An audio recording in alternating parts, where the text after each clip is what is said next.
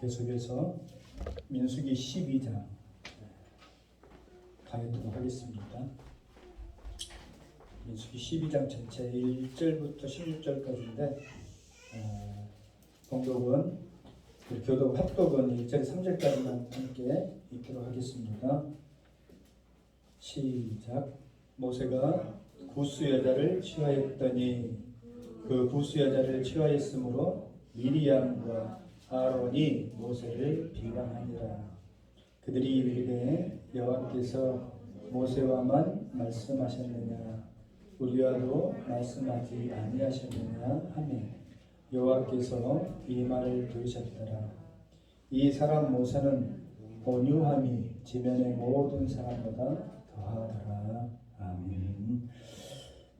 주부를 보시면은 오늘 말씀의 제목이 좀 복잡하게 이렇게 나열되어 있는데 오늘 12장 말씀의 요약이다 한마디로 여러분들이 생각하시면 될 것이고, 어떻게 보면 광야 40년 이스라엘 백성들의 실패의 그 과정이 요약되어진 그 요약본이다 이렇게 생각하시면 될 것 같아요. 한번 읽어봅시다. 원망에 따르면 그 뒤에 따라오는 것이 뭐냐면 반역이다. 반역. 하나님 말씀에 대한 거역이에요. 거역. 순종이 아닌 거역. 그리고 난 다음에는 하나님께서 언약 백성에게 할 수 없이 무엇을 내리냐면 안타깝지만 징계를 내립니다. 징계. 그러면 그 징계 속에서 고통하는 당신의 백성들, 자녀들을 보시는 하나님 마음에 아버지의 마음은 어쩌겠어요? 찢어지는 것이지. 시대마다 때를마다 광야 시대는 모세를 통하여서 하나님께서 무엇을 하셔야 주시냐면 그들을 위해서 정복케 하신다는 말. 정복케 하시고 그 정복기도를 들으시고 또 용서를 해주셔요. 오늘날 신앙생활하면 우리 모든 성도들 위해서 지금도 하나님 우편 앉아 계셔서 우리 위해서 중보하고 계시는 영원한 우리의 산 대제사장 되신 분이 예수님이심을 믿을 수 있길 바랍니다. 우리의 어떤 삶의 모습으로나 형편으로 하나님의 의를 만족시킬 수 없지만은 예수님께서 중보하시고 예수님의 그 십자가 보혈로 우리를 덮어주심으로 하나님의 그 의로움에 합당한 자녀들로 우리가 인정받게 되어진다고 하는 것을 반드시 여러분들이 믿음 안에서 간직할 수 있길 바라요. 할렐루야. 오늘 민수기서 12장을 보면 하나의 어떤 작은 에피소드 사건이 나오는데 그것이 작은 것 같지만은 그 속에 담겨져 있는 백성들의 불평과 원망이 이제 누구에게까지 전염이 되어지냐 하면은 지도자급에 속해 있는 아론과 미리암에게 이렇게 전이가 되어집니다. 그러니까 사실 사랑과 또 기쁨과 감사 또 이런 여러 가지 행복의 나눔 이런 것들은 쉽게 전이가 잘 안 되는데 불평하고 원망하고 또 이렇게 고통 속에서 막 이런 어떤 싫은 소리를 하고 하는 것은 어쩌면 그렇게 사람들 마음에 쉽게 전염이 되는지 모르겠어요. 오지 마라 해도 코로나가 우리를 찾아와가지고 지금 수년간 괴롭히는 것처럼 사단마귀가 도적이 찾아오는 것은 어째요? 주인의 허락을 받고 찾아오는 것이 아니죠. 주님의 축복은 인격적에서 우리를 무작위적으로 축복해 주시는 것이 아니야. 우리의 믿음이, 우리의 반응이 하나님 앞에 그렇게 되어져 있고 준비되어졌을 때에 복을 주시는데 사단마귀가 찾아와서 우리를 노략질하고 우리를 모욕하고 또 넘어뜨리는 것은 우리가 준비 안 되어졌어도 아무 때나 찾아와 불속듯이 도둑놈처럼 그래가지고 넘어지게 하고 원망하게 하고 불평하게 하고 불순종하게 한다 이 말이에요. 그래서 그것을 그 선에서 이렇게 국한시키는 것이 아니라 많은 사람들에게 전염시키잖아요. 그러다 보니까 오늘 미리암과 아론이 모세를 비방하니라 하는 이런 성경 본문을 우리가 마주하게 되어집니다. 비방이라고 하는 것은 그 비방을 당할 상대방이 어떤 큰 하나님 앞에 잘못을 범했기 때문에 한다고 한다면은 그것은 우리가 이해할 수 있잖아요. 얼마든지 동의할 수 있고 또 비방받아 마땅하다라고 할 수가 있는데, 오늘 모세가 구스, 지금으로 치면은 뭐 에티오피아 지역에 있는 그쪽에 여인을 취하였다라고 하는 그 말이, 이 내용이 어떻게 지도자에게 인격적으로나 그 권위에 있어서 도전할 만한 비방거리가 되어졌는가 하는 것을 우리가 한번 봐야 된다 하는 것이에요. 사실 하나님께서 이스라엘 언약 백성들에게 있어서 이방 사람들과 통혼을 금지하는 내용들이 광야 시대나 아니면은 또 포로기 시대에도 많이 선지자를 통하여서 이렇게 제시가 되어집니다. 근데 그 이유는 뭐냐면은 그것이 절대 진리고 하나님께서 혈통적으로 이스라엘 백성들이 이방인과 섞이는 것을 원하지 않는다고 하는 어떤 율법적으로 주어진 그러한 내용이 아니고, 그 이방인들과의 통혼을 금지했던 이유는 그들이 가지고 있는 우상을 섬기는 악한 세속적인 문화, 그리고 하나님을 멀리하게 하는 그러한 육신의 정욕적인 세상 어떤 습관들을 이스라엘 백성들이 따라서 하기가 싫기 때문에 그것을 금지하는 마음으로 하나님께서 막으신 것이지, 하나님께서 언약 백성이라고 해서 이스라엘 백성들만 혈통적으로 구원의 백성으로 삼으시고 그 외에 이방 백성은 하나님께서 전혀 관심이 없다라고 하는 것은 너무나도 이기적이고 율법적인 접근이다는 말이에요. 그러니까 오늘 하나님께서, 우리도 마찬가지지만은 우리가 하나님의 언약 백성이 되어질 수 있었던 것은 비록 우리가 이방이지만은 예수 그리스도를 통하여서 누구라도 구원받길 원하시고 하나님 백성 되시고 자녀 되시길 원하시는 하나님의 깊은 뜻이 있다고 하는 것을 우리는 잘 알아야 됩니다. 할렐루야. 그러므로 모세가 지금 1절에 나와 있는 구스 여자를 취하였다, 구스 여인을 아내로 맞이했다 하는 것은 전혀 아론과 미리암이 하나님의 지도자에게 비방할 수 있고 또 그 권위에 도전할 수 있는 비방거리가 되어줄 수 없는 것임에도 불구하고 이러한 것들을 행하고 있다 하는 것이에요.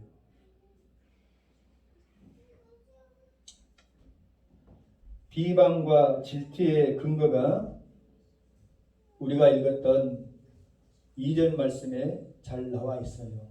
그들이 이르되, 아론과 미리암은 모세의 형이자 누이잖아요. 누나잖아요. 제일 마디가 미리암이고 그 다음에 위로 형이 아론이고 동생이 모세라고 하는 사실은 우리가 알고 있죠. 그러니까 형제간의 어떤 질서로 보면 모세가 아래요. 그렇기 때문에 형제간의 어떤 질서를 통해서 그를 권면하고 나무라고 하는 것은 인간적인 측면에서는 있을 수가 있어. 그런 인간적인 측면의 심령을 가지고 아론과 미리암이 어떻게 접근하냐? 여호와께서 모세야만 말씀하셨느냐? 모세만 이스라엘 백성의 지도자냐? 아니다. 우리도 이스라엘 백성의 나름의 지도자고, 아론으로 치면 대제사장이고 그렇잖아요. 미리암으로 치면은 여선지자로서 찬양대 대장이고 여인들을 귀합해서 하나님을 노래하게 하는 그러한 막중한 책무를 맡았었고, 어렸을 때로 보면 갈대상자에 담겨서 날강가에 빠져서 죽을 만한 그 어린 모세를 재치있게 기발하게 바로의 공주에게 가가지고 이렇게 살렸던 사람이 나 너희 미리암 아니냐? 그러므로 너도 우리의 말을 좀 듣고, 권위에 있어서도 우리가 동등했으면 버금이었으면 버금이지 결코 너의 아내가 아니다. 이런 생각을 가지고 있었다 하는 것이에요. 우리와도 말씀하지 아니하셨으냐. 근데 네가 왜 임의로 너 하고 싶은 대로 하냐 행하냐 이 말이에요. 여러분 어떻게 생각해요?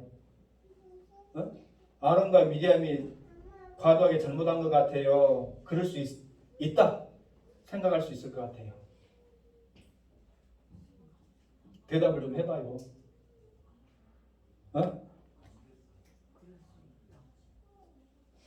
그럴 수 있다. 손 들어봐. 눈치들은 빨라가지고 그럴 수 없다. 그럴 수 없다. 손 들어봐. 그렇죠. 그럴 수 없는 이유는 하나님께서 뒤에 다 말씀하고 있어요. 자, 한번 천천히 살펴봅시다. 이스라엘 백성들이 원망하게 되어진 근본적인 원인은 뭐였어요? 우리가 지난 시간 살펴봤다시피 하나님을 또 백성의 지도자들을 원망하게 된 근본적인 이유가 뭐였어요? 뭐 때문에 불평했어요? 먹는 것 때문에 불평했잖아요. 먹는 것 때문에. 그러니까 오늘날 신앙생활 하면서도 우리가 하나님 앞에 솔직하게 이야기해서 내 삶 가운데서 형편이 넉넉해지 않거나 아니면 무슨 일이 꼬이거나 잘 안 돼가지고 내가 원하는 것만큼 내가 바라는 것만큼 내 삶에 채워지지 않으면 그럼에도 불구하고 감사하는 사람 드뭅니다. 믿음으로 확고하게 서 있는 사람 말고는 그래도 감사합니다 하나님 하는 사람이 많을까요? 아니면 내가 하나님을 어떻게 생겼는데 하나님은 나 삶에 그렇게 관심이 없는 것 같아. 다른 사람은 다 사랑해 준다고 하는데 왜 나는 이 모양이지? 하면서 하나님을 원망하게 하셨겠어요. 한번 이야기해 봐봐요. 솔직하게 가입 떨지 말고 정답을 찾으려고 하지 말고 여러분 마음속에 한번 울려나온 대로 한번 이야기해 봐봐. 원망하기가 쉬워. 근데 믿음은 하나님의 말씀은 뭐라고요? 사람이 떡으로만 살 것이 아니다. 결국은 우리가 항상 신앙생활하면서 여러분들이 근본적으로 되묻고 확인해야 될 것은 뭐냐면은 우리의 삶이 과연 이 땅 가운데서 무한한 것인가 하는 것을 아셔야 됩니다. 아니다. 유한한 언젠가는 정리가 되고 하나님 앞에 서야 될 한정적인 삶이기 때문에 우리가 무엇을 누리고 무엇을 가지고 무엇을 체험받고 하는 것이 사실은 그렇게 중요한 것이 아니라는 것을 알아야 됩니다. 정말 중요한 건 뭐예요? 정말 중요한 것은 사람이 떡으로만 살 것이 아니고 하나님의 입에 나온 말씀으로 살 것이다. 하나님 주신 영의 생명의 말씀을 체험받고 그것을 통하여서 우리가 영적인 깨달음을 얻고 우리 속에 채울 수 없었던 그 영의 갈급함을 생명의 만나로 체험받고 그 생명의 만나 되신 예수 그리스도를 만나서 예수님의 삶을 본받고 하나님의 마음을 잇대어서 하나님께서 기뻐하시는 믿음의 삶을 걸어가다가 하나님 앞에 서는 것이 우리 인생의 본질이라는 것을 여러분들이 아셔야 된다는 말이에요. 이스라엘 백성들이 애굽에서 출애굽해가지고 나왔는데 그들이 광야에서 헤매고 어떤 가나안 땅에 궁극적으로 들어가는 것이 목적이 아니다 이 말이에요. 유월절을 위해서 하나님께서 그들을 부르신 것이 아니고 무엇을 위해서 최종적으로 위해서 그들을 부르셨다 그랬어요? 절기로 따지자면 다 잊어버렸어? 유월절이 아니라 정말 중요한 절기를 뭐라고 그랬어요? 장막절이에요. 장막절. 장막절은 뭐예요?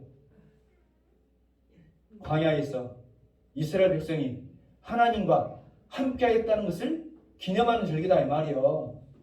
그러니까 오늘날 우리가 신앙생활 하면서도 가장 중요한 것은 뭐냐면 우리가 예수 그리스도와 함께한다고 하는 사실. 예수님이 그래서 이 땅에 오셔서 임마누엘 되실 것을 우리께서 하나님께서 말씀해 주셨어요. 우리 함께하는 것이 동행하는 것이 우리를 고아처럼 내버려 두시지 아니하시고 우리와 변함없도록 함께하는 것이 가장 중요한 사실임을 여러분들이 잊지 말아야 될 줄로 믿습니다.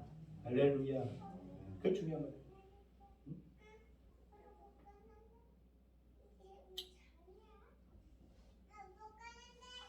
남편이 아내가 남편을 맞이해서 결혼 생활을 한다고 할 때에 여러분 어째요? 어? 그 결혼 생활에 대한 적절한 비유를 신약성경은 에베소서 5장에서 우리를 말씀하고 있듯이 결국은 삶의 어떤 어려움도 역경도 둘이 함께 이겨나가면서 옛말할 그런 날이 있을 거야 하면서 승리의 그러한 복된 삶을 함께 걸어나가는 것이 중요한 것이지 힘들어 죽겠어요. 당신 만나가지고 내가 어쩌다 이렇게 살았을까. 이런 불평과 원망이 있으면 행복한 결혼 생활이 유지되어질 수 없잖아요. 그런 것과 마찬가지죠. 신앙생활이 어려운 거 아니에요. 주님으로 예수 그리스도를 통해서 우리가 구원을 받았지만은 그 구원받은 삶 속에서 우리의 짧은 인생의 광야 같은 인생길을 걸어가면서 하나님 내게 무엇을 먹여주실고 무엇을 채워주실고 무엇을 만족시켜 주실 거에만 우리가 관심을 갖게 되면 끝이 없어요. 원망만 나오는 거예요. 하나님께서 경험치도 못하고 또 누릴 수도 없는 십자가 그 구원을 예수 그리스도의 만나를 내려주셨음에도 불구하고 그 만나를 먹으면서도 이스라엘 백성들은 어째요? 원망이. 근데 그 원망이 그들에게서만 국한되어지는 것이 아니고 결국은 그 모든 일을 감당하고 실행했던 모세에게로 그 원망이 향하더라는 거예요. 결국은 지도자급에 있는 대제사장의 사명을 감당하는 아론마저도 여선지로서 하나님을 찬양하는 그런 놀라운 일들을 수행했던, 출애굽기에 보면은 여인들을 다 모아가지고 그 애굽에서 나온 하나님의 그 축복을 노래했던 여선지가 누굽니까? 미리암이다 이 말이에요. 미리암이 속을 치면서 노래하고 할렐루야. 근데 그 비방의 근거가 그들이 가지고 있었던 어떤 권위의식이 그들이 지니고 있는 모든 특권과 또 자신이 자리 잡고 있는 그 포지션 위치가 전적으로 하나님으로부터 주어졌다 말미암았다고 하는 사실을 망각하기 때문입니다. 자신이 마땅히 그 자리에 있을 만한 위치에 있기 때문에 그 자리에 있는 것이 아니고 하나님께서 그럴만하기 때문에 그 자리를 그들에게 주신 것이다. 그렇다고 한다면 바꿔서 생각하면 하나님께서 모세를 왜 이스라엘 백성의 최고 지도자로 삼아주시고 그에게 하나님의 놀라운 신적 권위를 위임해 주셨는가 하는 것을 그들이 조금이라도 생각을 해봤다고 한다면 함부로 모세에게 거역하고 반역하고 불순종하는 일을 자행할 수 있었겠어요? 없겠어요? 없었다. 자, 하나님이 어떻게 설명하냐? 하나님께서 이렇게 말씀하십니다. 모세는 그 온유함이 지면의 모든 사람보다 더했고 그리고 내 종 모세는 많은 선지자가 있어서 여호와께서 꿈으로 환상으로 그들에게 알리시기도 하고 보이시기도 했지만은 구하는 내가 대비나에 명백히 말하고 은밀한 말로 하지 아니하고 이 모세는 내 집에 온전히 충성하는 종이다라고 이렇게 소개해 주고 있다. 그러니까 하나님께서 모세를 택하여서 그를 백성들을 인도하는 최고의 권위자로 이렇게 삼아주신 첫 번째 이유는 그 온유함이 지면의 모든 사람보다 더 있다. 온유함. 여러분, 근데 가만히 생각해 보면 모세에게 있어서 온유함이라고 하는 그 성품이 어울린 것 같아요? 아니면 좀 어울리지 않는 것 같아요? 잘 모르겠어요. 어울릴 것 같기도 하고. 근데 곰곰이 모세가 살아온 인생의 궤적을 살펴보면 온유하다라고 생각하는 우리의 일반적인 생각과는 조금 거리가 멀다고 생각하기가 쉬워요. 왜냐하면 모세가 40세 때 애굽에 그 왕자로 있을 때에 애굽 사람 중에 어떤 사람이 동족 히브리인을 희롱하고 업수 얘기니까 어때요? 그 사람을 구면하다 그냥 어째요? 네?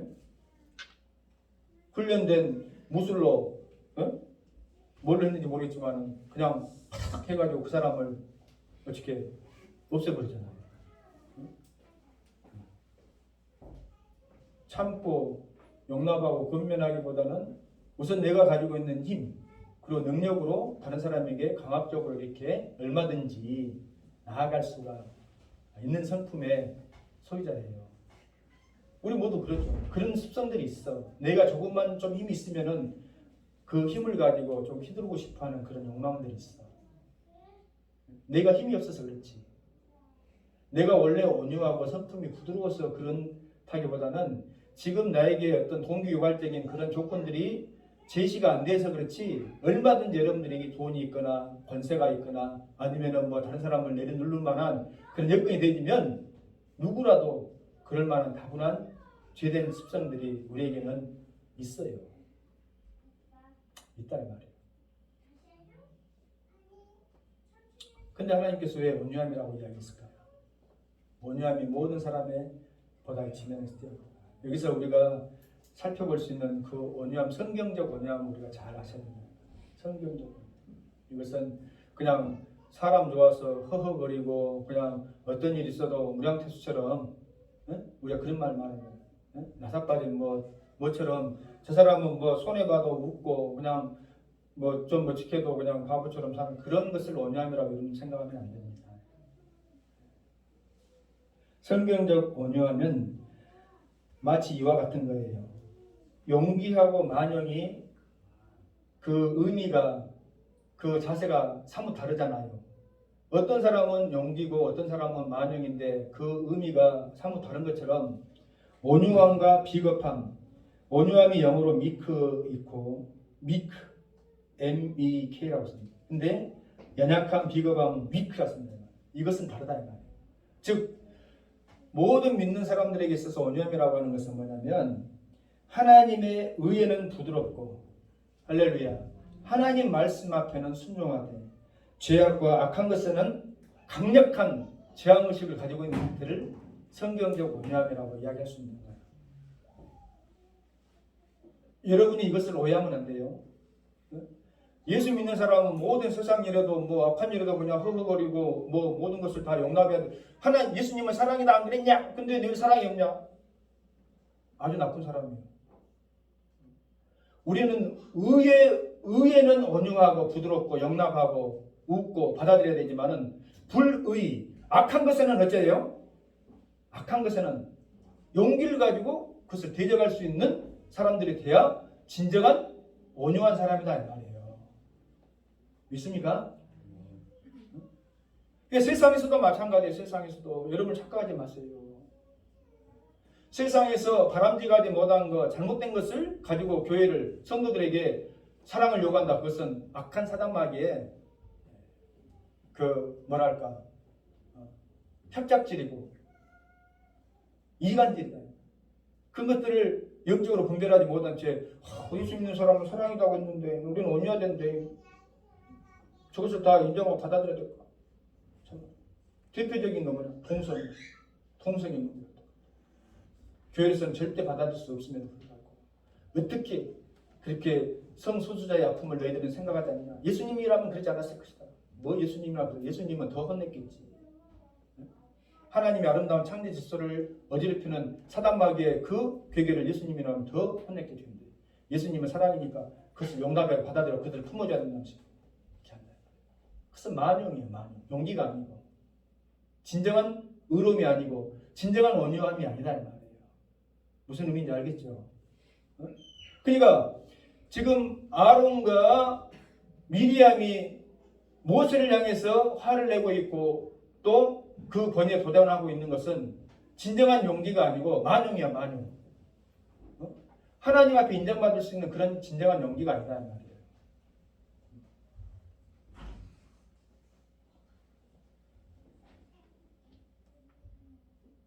마태복음 5장 5절 말씀을 보니까 대표적인 산상수훈이죠.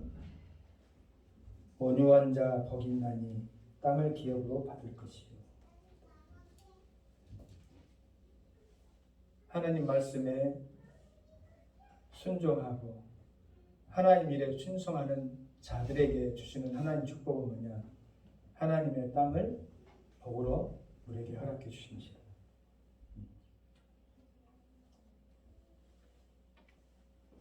그러니까 하나님께서 세우신 특별히 인정하셔서 세워준 그 권위자의 권위를 무시한 채 자신만의 주장을 일삼는 일들을 공동체 내에서 또 하나님 나라에서 반드시 금해될 줄로 믿습니다. 하나님께서 미안하지만은 그러한 일을 행한 사람들을 용납하시고 그대로 내버려 두신 것이 아니라 어째요? 할 수 없이 질서를 회복하고 하나님께서 세우신 권위를 그 정당성을 확보하기 위해서 뭘 하셔요? 징계를 하시더라고요. 하나님께서 미리암을 미워하셨을까? 하나님께서 미리암은 조금 가벼이 여기셨을까? 나는 그렇지 않다고 봐요. 하나님께서는 미리암도 너무나 귀히 여기시고 귀중하게 세워진 선지자예요. 그럼에도 불구하고 그가 행한 잘못된 일에 대해서 그냥 넘어가신 것이 아니라 하나님께서는 뭘 하시냐면 징계를 하시더라고요.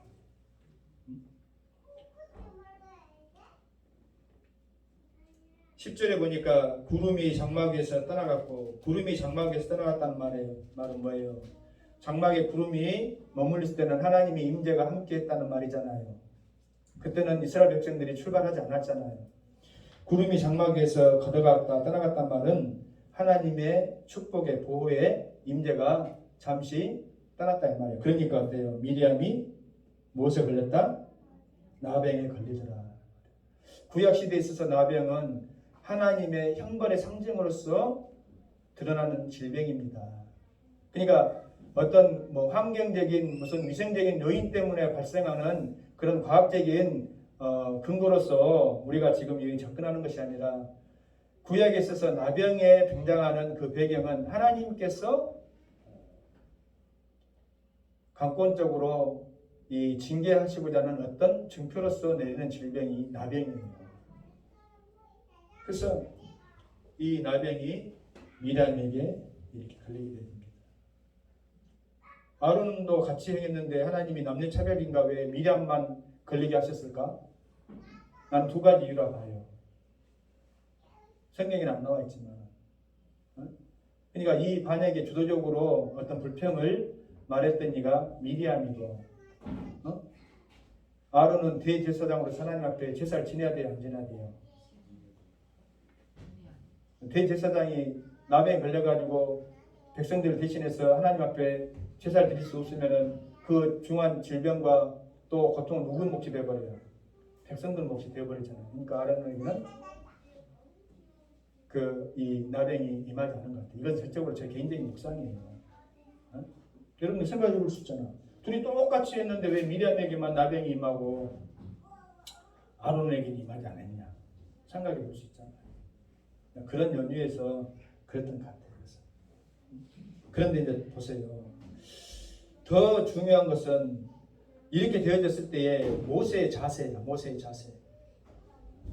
오늘날 여러분들 지도하는 또 여러분도 마찬가지죠. 어떤 신앙의 지도자나 또 목사의 어떤 딜레마나 아픔 또 그러한 성도들을 섬기는 어떤 자세가 오늘 모세에게 나타납니다. 여러분 자기 자신을 좀 권위에 도전하고 모욕하고 한 사람이 잘못되어 있으면 쉽게 생각하면 시험프 잘 되어버렸다. 까불더니 겁봐. 응? 나한테 함부로 하더니 너 잘됐다. 이런 마음을 갖기가 싶겠어요? 아니면은 하나님 앞에 넙죽 엎드려가지고 하나님 불쌍히 여겨주세요. 응? 미리암에게서 그 나병이 떠나게 해주세요. 하기 싶겠어요? 인간적으로. 저 까불더니 잘 되어버렸다. 이렇게 생각하기가 쉬운 거 아니에요. 응? 그리고 그것이 어쩌다가 걸릴 만한 그런 일을 행하지 않았는데도 불구하고 그걸 걸렸다는 뜻은 마땅히 그러한 하나님 앞에 징계를 받을 만한 사유가 있어가지고 징계를 받았다고 한다면 내심 적극적으로 하나님 앞에 기도는 못하지만 쌤통이다 이런 마음을 가질 수도 있잖아요. 근데 그렇잖아요. 그렇잖아요.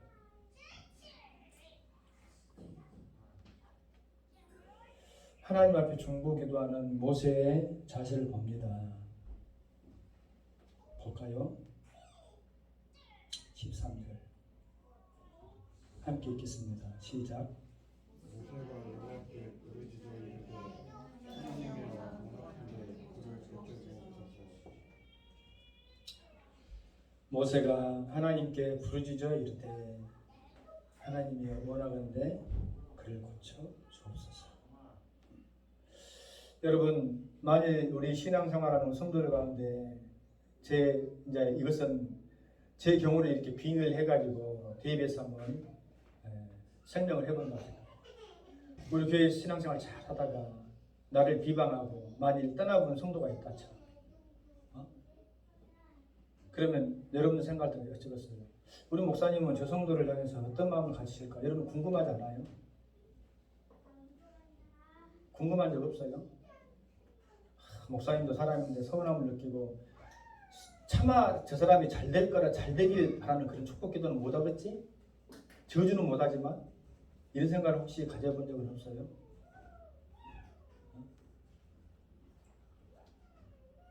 근데 여러분 기대와 마찬가지로 저는 단 한 번도 그런 마음을 가져본 적이 없고 오히려 그들을 불쌍히 여겨달라고 늘 기도하는 적이 있습니다. 할렐루야. 여러분도 그렇게 기도하고 또 바라고 계신 적이 있다고요.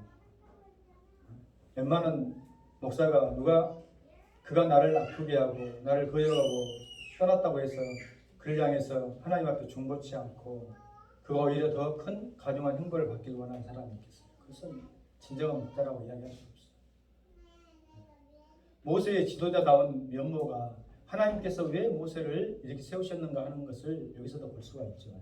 모세는 하나님 앞에 부르짖지 않게 자신의 누이기 때문에 그랬다라고 우리가 생각할 수도 있겠지만 다른 이스라엘 백성들이 범죄했을 때도 그 하나님 앞에 하나님께서 심지어는 뭐라고 말씀하시냐면 하도 이들이 말을 안 듣고 불순종하고 범죄하니까 모세야 안 되겠다. 내가 아브라함하고 맺은 언약을 취소해버리고 너를 통해서 새로운 민족을 내가 언약 백성 삼아시겠다. 안 되겠다.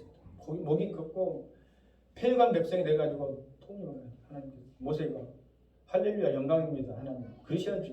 이것이 아니라 하나님 제 생명책이 혹여라도 제 이름이 생명책에서 도말돼서 없어지는 한이 있더라도 저들을 불쌍히 여기시고 구원해 주옵소서.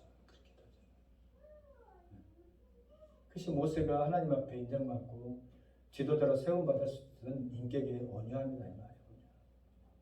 하나님 말씀에 하나님 일에는 우위에 굶주린 사람처럼 순종하고 어떤 일이 있더라도 불평하지 않는 그런 악한 것에는 용기를 다해서 힘을 다해서 대적할 수 있는 그런 삶의 믿음의 자세를 가지고 있는 것이 온유함의 근본인 것처럼 우리 모든 성도들도 꼭 그러한 믿음의 자세를 가지시기 바랍니다. 할렐루야. 근데 이제 구약에 보면 참 궁금한 게 한 것이 있어. 하나님께서 이렇게 즉각적으로 잘못한 사람에 대해서 보응을 하시잖아요. 구약에서는. 그래 안 그래요? 아니 미리암이 좀 불평을 좀 했다 칩시다. 그런다고 해서 하나님께서 바로 그냥 나병을 나게 우리 하나님 서운한데 이런 생각 가질 수 있잖아. 근데 또 한편으로 생각하면 여러분들 이렇게 생각할 수 있어요. 우리가 잘못했을 때 하나님께서 즉각 개입해가지고 간섭해 주셔가지고 그것을 못하게 하시면 정말 좋겠다 하는 생각을 가져본 적 있어요? 없어요? 있잖아요.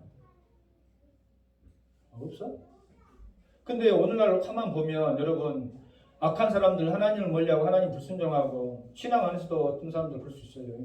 장로고 뭐 직분자고 하는 사람이 오히려 성도들에게 사기치고 해가지고 오히려 더 잘 먹고 잘 사는 경우도 마왕 있다는 말이에요. 어째고도 못하고 믿음 밖에 있으면 저주라도 해볼 텐데 믿음 안에 있으니까 그것도 못하고 오히려 피해자가 그냥 막 그 가해한 사람을 가슴앓이 하면서 품어줘야 되고 용서해야 되고 그런 아픔들이 있습니다. 여러분들은 절대 그런 일 겪지 마세요. 우리 소천하신 우리 아버지 장로님이 세상 사람들에게도 사기도 많이 당했어. 기가 얇아가지고 있는 재산 없는 재산 많이 사기도 당했지만은 이 건수로 만에 적용해 본다면 참 창피하고 가슴 아픈 일이지만 같은 교회 믿음 안에 있는 사람들한테 더 많이 당했어요. 사기를.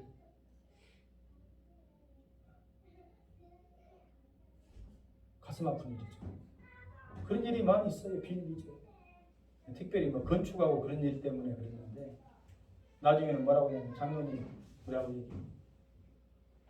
그 장로님 하나님 앞에 헌금했다 생각하십시오. 그것은 그 사람이 할 이야기가 아니죠. 하나님이 하실 이야기지. 어찌 자기가 돈을 띄어먹고 자기가 못 갚으면 죄송합니다. 미안합니다. 내가 그럴 의도가 아니었는데 하다 보니까 내가 어떤 수가 있어라면 갚겠습니다. 이렇게 이야기하는 것이 인간적인 도리지. 하나님 앞에 헌금했다고 지금 자기가 하나님이다 이 말이야? 그런 뻔뻔한 사람들 많습니다. 같은 신앙 안에 있다고 하면서.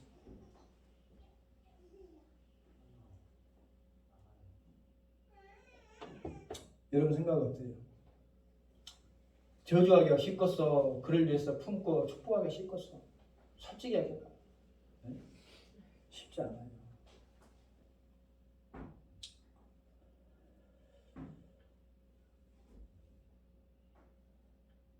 왜 하나님께서 즉각적으로 보응을 지금은 안 해주시는데요?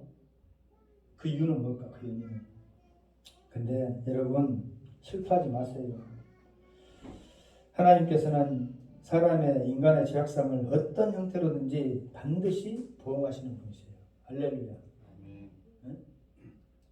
하나님 앞에 그래서 선한 일을 행한 사람은 하나님 앞에 선한 심판의 부활로 악한 일을 행한 자는 악한 심판의 부활로 하나님 앞에 서는 거예요. 내가 악한 짓을 하고도 하나님 앞에 멀쩡하다 생각하고 그렇게 뻔뻔하게 이 세상을 살아가서는 안 된다. 하나님이 뭐 나를 즉각 뭐 보응도 안 하시고 벌도 안 내리시던데 하나님이 어디 있어? 그렇게 생각하면서 까불거리고 금방 떨고 살아가는 인생들, 여러분 그 인생 잘 해봐야 70이요 80이요 하나님 앞에 금방 서게끔 돼 있고, 하나님께서는 그 악한 행사로 인한 모든 것들을 반드시 보응하셔서 하나님을 섬기고 지혜로운 자들에게 돌아갈 수 있도록 하신다라고 잠언서에 기록되어 있어요. 악한 방법으로 악한 것들을 이루는 사람들은 그것을 누리지 못해. 누리는 것 같아도. 두 번째로는 죄인의 형통함은 결코 길지 못하다 하는 것을 여러분들 반드시 믿을 수 있길 바랍니다. 우리 하나님은 살아계시다 이 말이에요. 그러니까 지난 시간에도 이야기했지만은 이 땅에서 어떻게 그냥 찰나주의, 현실주의, 뭐 우리가 이 땅에서만 그냥 뭐 그 순간 잘 살면 되지 뭐 잘 먹고 그런 생각을 가지고 살아가는 불신 영혼들이 얼마나 많습니까? 하나님을 우습게 여기고. 근데 죄인의 형통함은 결코 길지 못해요. 그리고 땅을 치고 통곡할 날이 반드시 그들에게 임한다 이 말이에요. 그것을 저와 여러분들은 믿는 줄 믿습니다. 뭐 그것은 당신들 믿음이지 뭐 어떻게 알아? 천만의 말씀. 하나님은 살아계셔서 반드시 산자와 죽은 자를 심판하러 오시리라. 할렐루야! 우리가 만날 주님 앞에 나와서 신앙 고백하잖아요. 우리 주님은 산자와 죽은 자를 심판하시는 이시다 이 말이에요. 그러므로 하나님께서 세우시고 하나님께서 그 번뇌를 임해 준 하나님의 지도자에게 순종하고 동역하는 것이 가장 큰 축복의 지름길임을 우리 모든 성도들이 잊지 마시길 바랍니다. 할렐루야.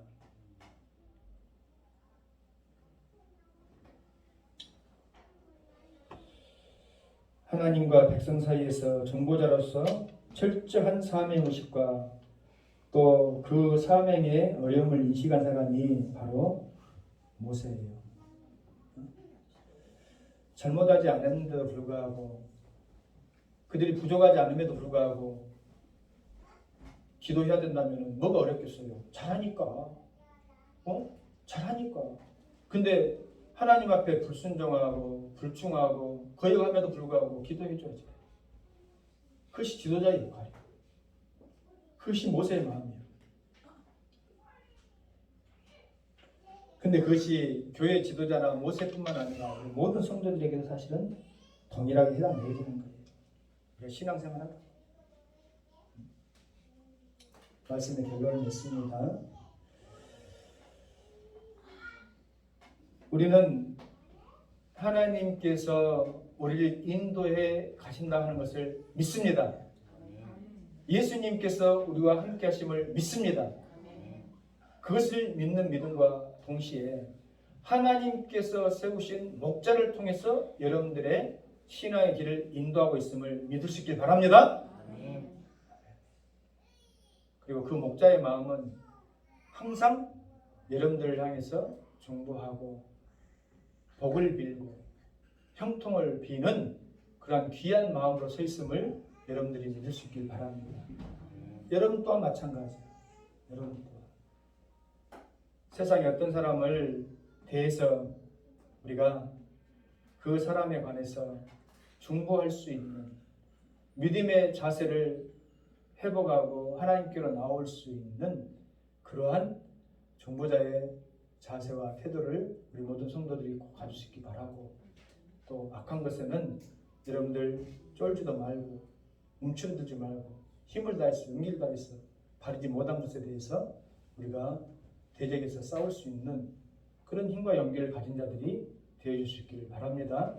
주님의 이름으로 부탁을 드립니다. 그럴 때 우리 하나님의 또다시 회복의 은혜가 엄청히 모든 만약의 백성들에게 임하게 되어줄 줄로 믿습니다.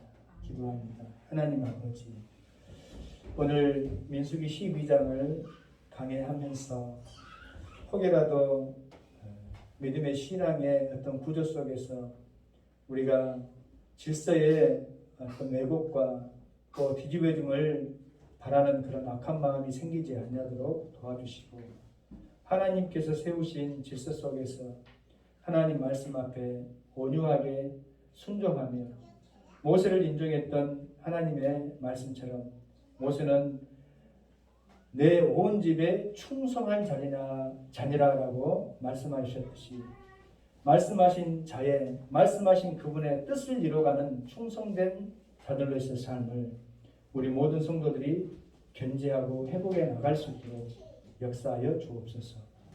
그리하여서 우리를 향하여서 우리를 통하여서 이루고자 하시는 하나님 뜻이 이루어짐으로 결국 하나님께서 언약의 백성들에게 주시고자 하시는 완벽한 축복과 완전한 누림이 우리 모든 성도들에게 우리 교회 위에 있게 하옵소서. 살아계신 예수님 거룩하신 이름으로 축복하며 기도합니다. 아멘.